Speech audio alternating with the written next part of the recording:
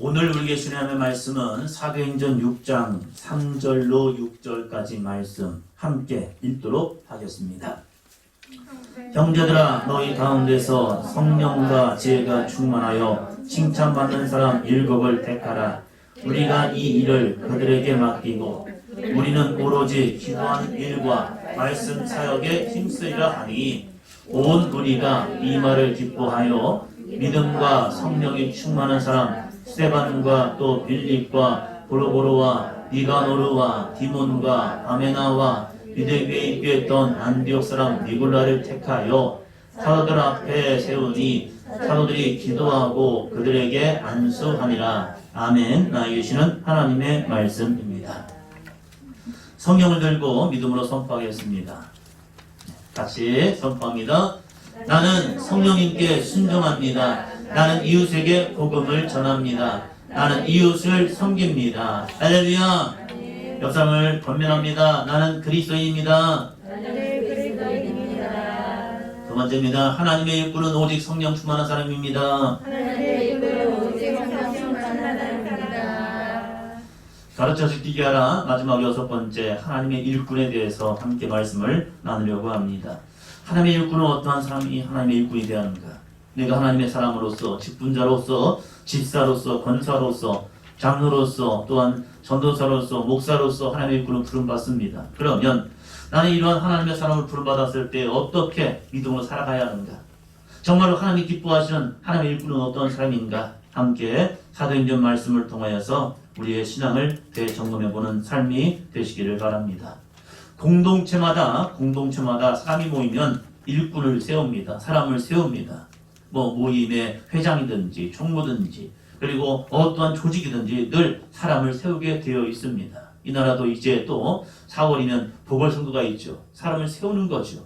어떠한 지도자가 세워지냐에 있어서 그 공동체에 나아갈 방향이 정해지더라고요. 공약을 하죠. 그래서 나는 이렇게 하겠습니다 해가지고 그것을 지키는 사람이 거의 없더라고요.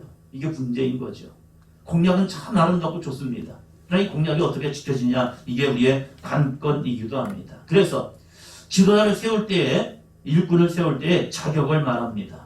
무턱대고 아무나 지도자가 되면 그 공동체는 와해될 수 있기 때문입니다. 교회에서도 마찬가지입니다.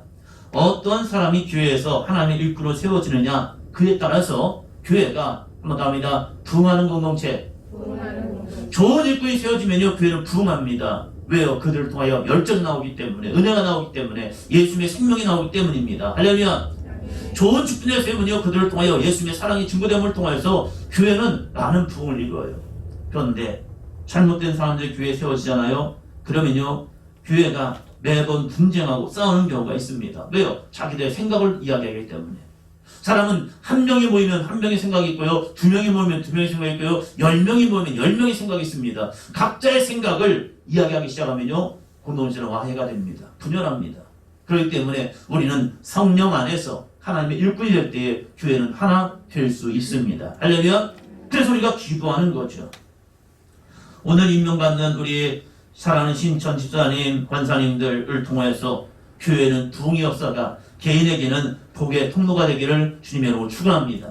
직분을 잘 감당하면요, 주님은 분명히 말씀합니다. 착하고 충성된 종이라 칭찬받으면요, 그에게 아름다운 상급이 주어지고 있다는 거예요. 하나님 우리에게 직분을 주실 때 그 직분을 통하여 무거운 짐만 주는 게 아닙니다. 분명히 수고하고 무거운 짐진 자에게도 쉼을 주시고요, 은혜를 주시고요, 아름다운 복의 통로가 됩니다. 하나님이 맡겨줄 때 그냥 맡겨지는 게 아니에요. 뒤에는 하나님의 거룩한 축복을 예비해 놓으셨어요. 그리고 우리에게 이 직분을 어떻게 감당하느냐, 달란트를 맡기고 이 달란트를 잘 감당했더니 골 권세를 주더라고요. 야, 너 착하고 충성이구나. 너에게는 10골 다스리는 권세를 주겠다. 너에게는 더 귀한 은혜를 주겠다. 왜요? 그것이 우리에게 테스트였대요. 나에게 어떠한 하나님의 복을 주실 것인가, 너에게 나의 이 축복을 맡길 수 있는가 없는가를 하나님이 테스트했대요. 그래서 나에게 축복을 맡겨주고 이 축복을 믿음으로 감당했더니 하나님께서 너는 이러한 은혜를 줄만하구나, 이러한 축복을 받을만하구나 주겠다는 거예요. 그래서 교회는요, 직분을 사모해야 합니다. 직분이라는 것은 내가 높아지는 것이 아니라, 하나님, 내가 하나님의 일을 하겠습니다. 내가 하나님의 일을 감당하겠습니다. 주여, 내가 책임지겠습니다. 할렐루야. 결혼도 마찬가지잖아요. 결혼도 남자들이 이렇게 말하잖아요. 내가 당신의 인생을 책임질게. 신방을 갔더니 우리 아이가 저희 집사람한테 껌을 주는데 거기에 이렇게 써 있더라고요. 꽃길만 걷게 해줄게. 저도 못한 길을 하겠더라고요. 내가 당신을 책임질게 하는 순간 그 책임지겠다 이 마음 때문에 그래도 믿을만 하겠구나. 그래도 가잖아요. 하나님도 우리에게 우리의 수고하고 무거운 인생을 주님이 맡기라고 말합니다. 온전히 맡기고 하나님이 우리에게 맡겨진 이 직분을 믿음으로 감당하고 하나님의 일꾼이 될 때에 하나님은 분명히 그 일꾼에게 선한 은혜와 능력을 주신 줄로 믿습니다. 그래서 우리는 맡은 자에게 구할 것은 충성이라 말했으니 충성되게 믿음으로 나아가면 하나님의 은혜가 분명히 있습니다. 예루살렘 교회에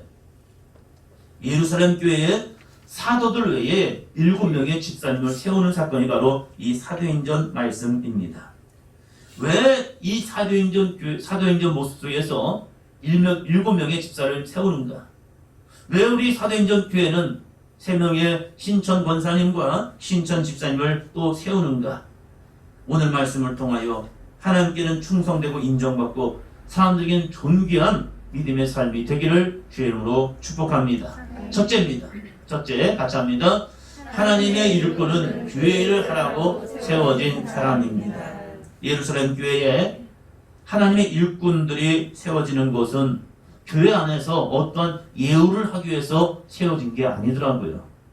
이 사람들이 믿음 생활 잘하니까 우리 이 사람들을 집사님을 부릅시다 해서 집사님을 세운 게 아니더라고요.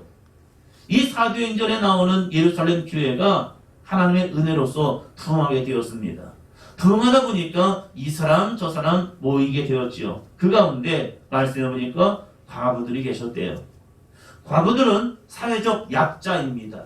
그러다 보니까 누군가의 돌봄이 필요했어요. 이 돌봄을 하다 보니까 조금 같이 잘 균형되게 했으면 좋으련만 그게 잘 안 됐나 봐요. 그래서 히브리파 과부들과 헬라파 과부들이 서로를 비교해보면서 히브리 저들은 가깝다고 더 주네.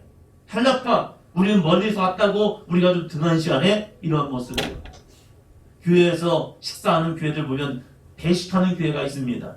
자기들이 알아서 또 드시면 분쟁이 없습니다. 그런데 배식을 하다 보면 조금 교회에서도 안면 인사함이 있잖아요. 그러다 보니까 고기 한쪽 더 줍니다. 그러면요 뒤에 있는 사람은 마음이 상합니다. 왜요? 앞에 사람은 더 받네. 근데 나는 그만 조금 주네. 이것 때문에 그것이 많고 적음이 그것이 때로는 마음이 괜히 상하게 해요. 그래서 아유 기분 나빠 이런 분도 있더라고요. 이 예루살렘 교회도 마찬가지였어요. 헬라파 과부들에게 히브리파 과부들보다 조금 덜 지어졌나 봐요. 그러다 보니까 이 헬라파 사람들이 원성이 있었던 거예요. 불평이 있었던 거예요. 아니 이게 무슨 일입니까? 왜 우리를 홀대합니까? 하면서 그런 문제가 있었나 봐요. 그러다 보니까 사도들이 결단하였습니다. 그리고 성도들 다 모아놓고 제자들을 모아놓고 이렇게 건면했습니다. 우리가 말씀과 복음 전환 외에 이런 일들을 하다 보니까 여러 가지 분쟁이 일어납니다. 그래서 하나님의 일을 할 수 있는 하나님의 일꾼들을 세워봅시다 했더니 이 공동체가 우리 그럼 좋을 것 같습니다 라고 해서 세우게 됩니다. 이들을 세우는 분명한 목적은 세상 일이 아니에요. 한번 더 합니다. 하나님의 일을 하라고 하나님의 일꾼을 세우십니다. 그럼 나는 왜 세웠을까요? 똑같은 거죠.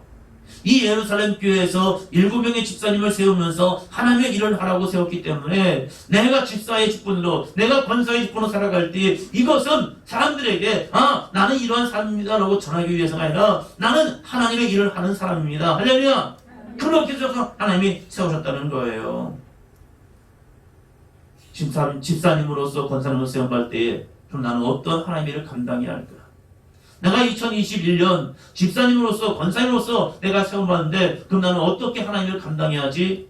하나님께 묻고 하나님 앞에 결단하고 나아가기를 바랍니다. 그러면 전에 받은 사람들도 마찬가지죠. 전에 받으신 분들도 내가 지금 집사님으로서 권사님으로서 나는 어떤 길을 가고 있는가? 나는 어떤 하나님의 일을 감당하고 있는가? 그냥 교회만 왔다 갔다 하는 그런 삶이 아니라 하나님 앞에 충성된 귀한 일꾼들이 되기를 주의 이름으로 축원합니다. 둘째입니다. 둘째. 같이 합니다. 하나님의 일꾼은 성령 충만한 사람이 되어야 합니다. 세상에서 인정받는 사람이 되려면 실력이 있어야 합니다. 그래서 공부를 잘 한다든지 특별한 재능이 있어야 합니다. 어떤 한 부분에 능력이 있으면 인정받게 됩니다. 그렇다면 하나님의 일꾼으로 가장 중요한 것이 무엇일까? 하나님의 일꾼으로서 가장 중요한 것이 무엇일까? 성경은 우리에게 이렇게 말합니다. 3절이요. 형제들아 너희 가운데서 성령과 지혜가 충만하여 칭찬받는 사람 7을 택하라. 우리가 이 일을 그들에게 맡기고. 형제들아 너희 가운데서 어떤 사람이요? 성령과 지혜가 충만하여. 교회에서 직분자를 세울 때 가장 중요한 것이 성령의 사람입니다. 성령의 충만을 받은 사람, 하나님의 능력을 경험한 사람, 그 하나님의 능력을 경험할 때에 그를 통하여 하나님이 행하실 놀라운 기적을 기대하며 나아갑니다. 할렐루야. 그러면서 이렇게 말합니다. 하나님, 나는 약하지만 하나님은 강하십니다. 나는 없지만 하나님 있으십니다. 나는 무능하지만 하나님 유능하십니다. 그래서 나를 믿고 주님의 일을 하는 것이 아니라 하나님의 능력을 믿고 하나님의 일을 감당하는 겁니다. 할렐루야. 우리 사도인전교회 우리 집사님들이 권사님들이 성령 충만한 사람이 되었으면 좋겠어요. 성령 충만한 것이 무엇입니까? 출애굽기 31장 3절에 보니까 이렇게 말씀합니다. 같이요? 영을 그에게 충만하게 하여 지혜와 총명과 지식과 여러 가지 재주로 두살레를 세우면서 하나님께서 이 두살레를 지명하시면서 모세에게 말합니다. 저 두살레는 어떠한 사람이냐? 하나님의 영 그에게 충만하게 하셔서 지혜와 총명과 지식과 여러 가지 재주로 줄 것이다. 뒤바뀌지 않았습니다.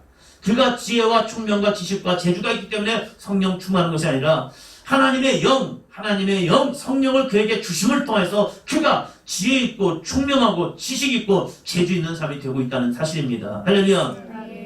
하나님, 목사님, 저는 재주가 없어요. 능력이 없어요. 지식이 없어요. 아니에요. 성령 충만하면 하나님이 채워주십니다. 할렐루야. 지식이 뭔데요? 지혜가 뭔데요? 총명이 뭔데요? 재주가 뭔데요? 세상의 것이 아니에요. 하나님의 지혜와 하나님의 지식을 통해서 하나님을 더 깊이 알아감을 통해서 하나님의 행하실 놀라운 기대를 가지고 나가는 사람이 하나님이 주신 지혜와 지식의 사람이라는 거예요. 내가 세상적인 지혜를 가지고 1 더하기 1이 입니다를 아는 것이 아니라 하나님은 때로는 1 더하기 1이 열이라는 거예요. 맞아요? 틀려요? 세상적으로는 틀려요. 그럼 X예요. 그건 틀린 거예요. 그렇게 점수 내면요 빵점인 거예요. 그러나 하나님은 때로는 1 더하기 1이 10이 되기도 하고 100이 되게 하고 많이 되기도 하시는 거예요. 할렐루야. 그것이 하나님이 주신 지혜라는 거예요. 예수님께서 보리떡 5개와 물고기 2마리 가지고 남자만 5,000명, 한 2만 명의 사람을 먹이겠답니다. 그런 지혜로운 사람이 이렇게 말합니다. 200데나리온이 있을지라도 부족합니다. 안 됩니다. 예수님 못해요. 라고 말합니다. 그것은 세상의 지혜입니다. 빌립은 세상적인 지혜가 있었대요. 근데 좀 무식하지요. 안드레라는 이 제자가 보리떡 5개와 물고기 2마리를 가지고 예수님께 오면서 예수님, 내가 볼 때도 이게 별로 안 될 것 같습니다. 그러나 예수님은 뭔가 하실 것 같다는 거예요. 지혜로운 사람이 옆에 있었다면, 세상적인 지혜로운 사람이 옆에 있다면 안드레를 뭐라고 구박했을 겁니다. 에이그, 뭣도 몰라. 아무것도 몰라. 왜 이렇게 무식해? 이거 가지고 뭐 할 건데 아무것도 안 돼. 근데 그는 가지고 갑니다. 예수님이 하늘 향하여 하나님 앞에 축사하시고 제자들에게 말씀하십니다. 떼어 주어라. 세상적인 지혜를 가진 사람이 이렇게 말하겠죠. 예수님, 장난하세요? 이걸 뭐 하려고요? 이거 가지고 뭐가 되겠습니까? 그러나 성령의 역사를 경험하고 하나님의 영의 충만을 받은 지혜로운 사람, 지키는 사람들이요 이렇게 순종합니다. 아멘! 할렐루야! 아멘. 이건 내 능력이 아닌 거예요.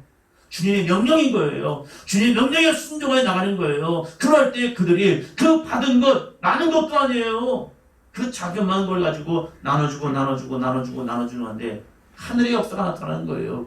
하나님의 능력이 나타나는 거예요. 그래서 나눠줬지만 그것이 없어지지 않고 부족한 일 없이 또다시 나눠줄 수 있는 은혜를 갖게 하는 겁니다. 할렐루야.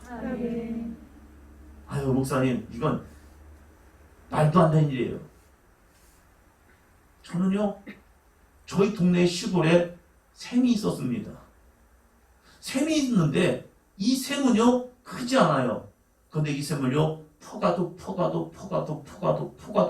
또다시 있는 거예요. 하나님의 은혜라는 게 이런 거구나. 이것을 우리는 자연의 섭리라고 말합니다. 그래서 샘은 마르지 않는 것을 보면서 이건 당연한 거야. 그러나 하나님의 역사를 생각할 때는요, 이성이 또 작동해요.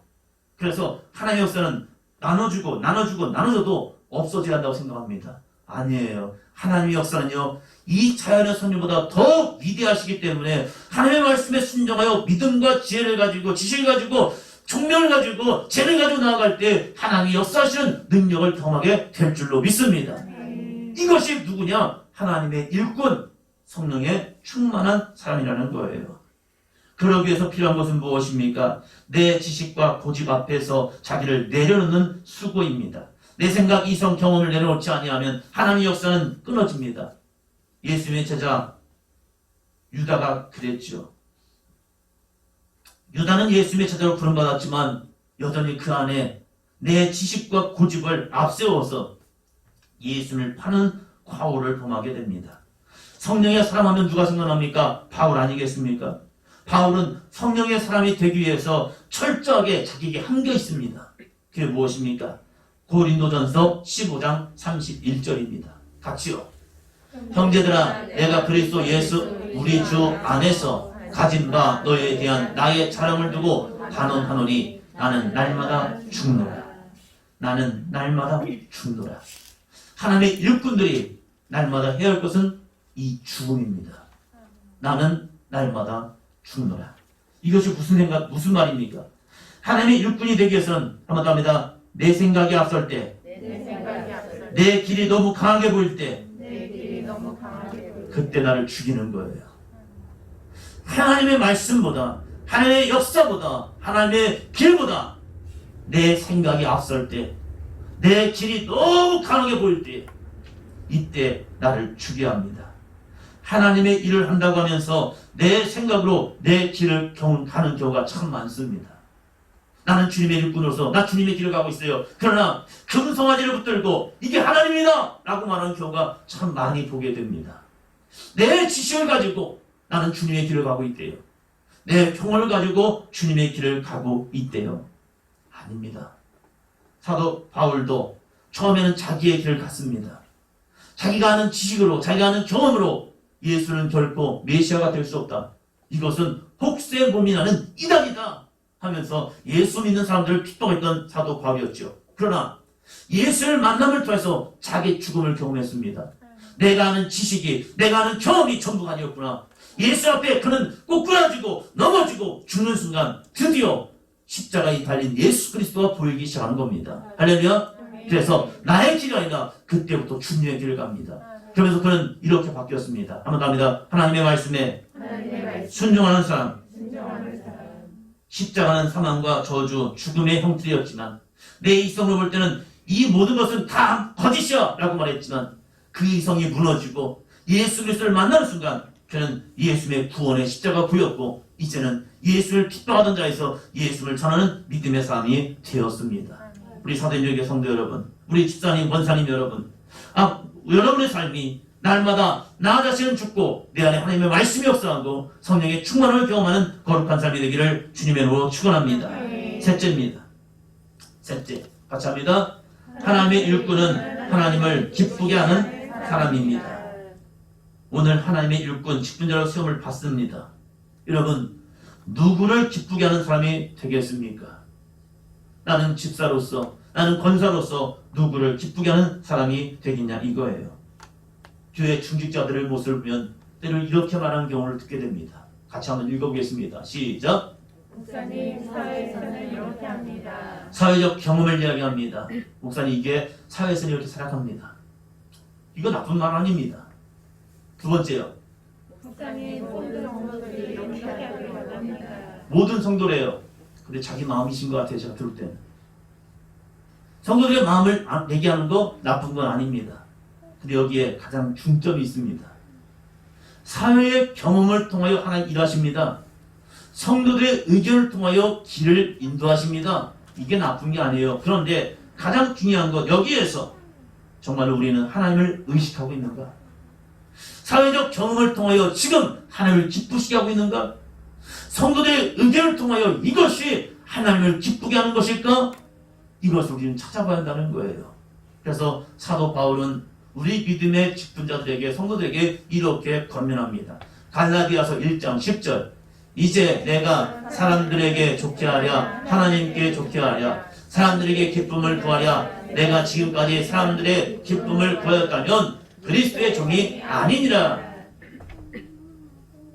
사회 경험을 이야기할 때 이것이 사람을 기쁘게 하는가 하나님을 기쁘게 하는가, 성도들의 의견을 모아서 목사님한테 얘기할 때에 이것이 사람을 기쁘게 하는 일일까 하나님을 기쁘시게 하는 일일까, 우리는 여기에서 내 물음을 던져야 합니다.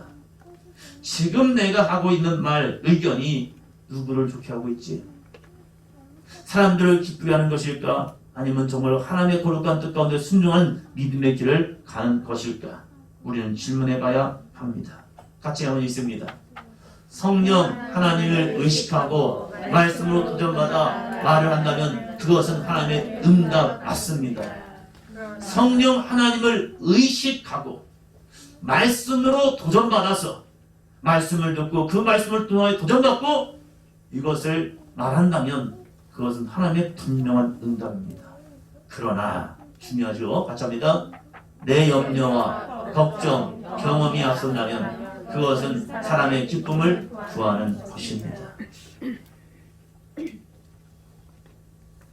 때로는 저에게도 염려가 되고 걱정이 되고 경험이 앞서서 이걸 우리 교인들이 좋아할까? 이걸 감당할 수 있을까? 이런 마음이 올 때가 있습니다. 그럴 때에 무엇을 선택해야 할까? 하나님을 기쁘시하는 길을 가야 할까? 아니면 아직 가면 안 될까? 이런 마음을 할 때가 있습니다. 이러한 선택을 할 때 우리 집사님들, 권사님들이 정말 성령 안에서 맞아요. 하나님, 내가 하나님을 의식하고 성령 하나님을 의지하며 하나님이 기뻐하시는 대로 내가 가겠습니다. 할렐루야. 믿음으로 갈 수 있는, 도전할 수 있는 우리 집사님들, 권사님들 되기를 주님의 이름으로 축원합니다. 교회는 같이 합니다. 시작. 하나님의 감독에는 열려 있어야 합니다. 그러나 사람의 생각이나 말에는 닫아버려야 합니다. 교회는 열려 있어야 합니다. 근데 열려 있는 것이 여기까지입니다. 어떻게 해요? 하나님의 감동에는 열려 있어서 그 감동을 누군가 고백할 때 잠잠해, 가만히 있어, 너 혼자 잘났니? 이게 아니에요.